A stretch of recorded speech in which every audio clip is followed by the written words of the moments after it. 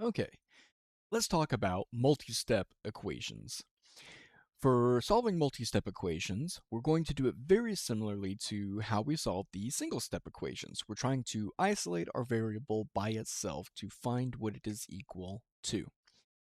When we're choosing steps to do, we're going to think about it as peeling back the layers that are around the variable. So we're going to peel back the furthest layers first and then work closer and closer to the variable itself.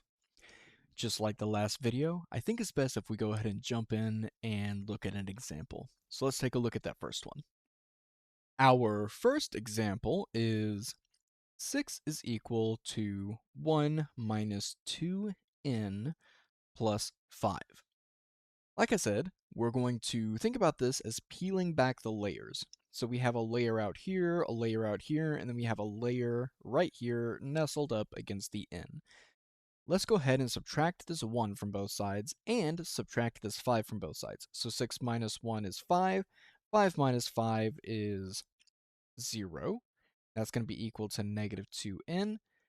Finally, we can divide both sides by negative 2. 0 divided by negative 2 is 0. So n is equal to 0. Side note, you could have combined like terms before doing anything. If we combine like terms, we have 1 and a positive 5 is going to be positive 6 minus 2n, and then we can just do the subtraction in one fell swoop. 6 minus 6 is 0, which is equal to negative 2n, and then dividing both sides by negative 2, we have 0 is equal to n. Quick side note, 0 divided by any number is 0, but do not divide a number by 0. 0 divided by any number is 0, but you cannot divide by 0. And if you would like a video on that in the future or a short on it in the future, let me know in the comments below. For our next example, we're going to have negative 18 minus 6k is equal to 6 times 1 plus 3k. Alright, so there's quite a bit more going on here, but we're still going to go ahead and take it one step at a time. There's really not a lot we can simplify over here. Well, we're going to do this two separate ways. We're going to do it a very straightforward way, and then there's a little bit of a tricky way we're going to do it. The straightforward way is we're going to go ahead and distribute the 6 onto both of these values. So this would be 6 times 1 is 6. 6 times 3k is 18k. Drop everything else down. Let's subtract 6 from both sides. We'll have negative 24 and add 6k to both sides. 18k plus 6k is 24k. Divide both sides by 24, and we get 1 is equal to, negative 1 is equal to k. So that is one way that we can solve it. That is a perfectly valid solution.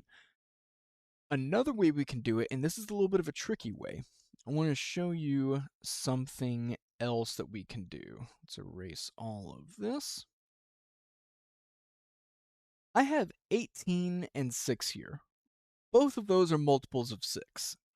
So I can pull a 6 out of here and be left with negative 3 minus k is equal to 6 times 1 plus 3k.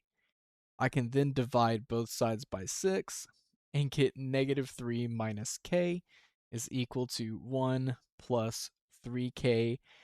Subtract 1 from both sides and add k to both sides. Divide by 4 and get negative 1 is equal to k. So there is more than one way to approach them. We're going to follow a very similar path as we did on the first time we walked through this equation for the rest of the examples, where we just take it the one step at a time. We're not going to try to do anything extra fancy and shortcut our multiplication and division. I want to touch on a couple of interesting situations you might come across whenever you are solving for a variable or solving out a multi-step equation. Let's take a look at p minus 4 is equal to negative 9 plus p. Let's go ahead and try solving out for our variable. We can add 4 to both sides, so now we have p is equal to negative 5 plus p, and we can subtract p from both sides, and we will have 0 is equal to negative 5. This is a false statement. 0 does not equal negative 5.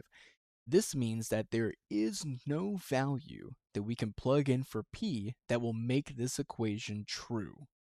So we are left with no solution for this equation. Another interesting example that you might come across would be one like this. X plus 7 is equal to 7 plus x. Let's go ahead and solve out for the variable. Subtract 7 from both sides. We have x is equal to x. Divide both sides by x, or subtract x from both sides. Let's do that. We'll have 0 is equal to 0.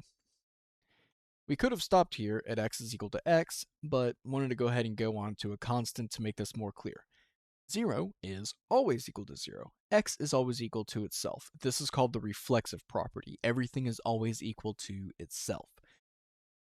Because we wound up with an example of the reflexive property, and we actually started with it up here, we could switch the order of these. I just chose a really simple one to go through it quickly. Because we wound up with an example of the reflexive property where something is just shown as equal to itself, x is equal to x or 0 is equal to 0, this means there are infinite solutions. So the solution for this, or what you would write for your answer here, is there are infinite solutions. All right. That's all I've got for you today. If you found this video to be helpful, consider liking and subscribing. If you have a topic you want me to cover in the future, leave it in the comments below. As always, have a fantastic day.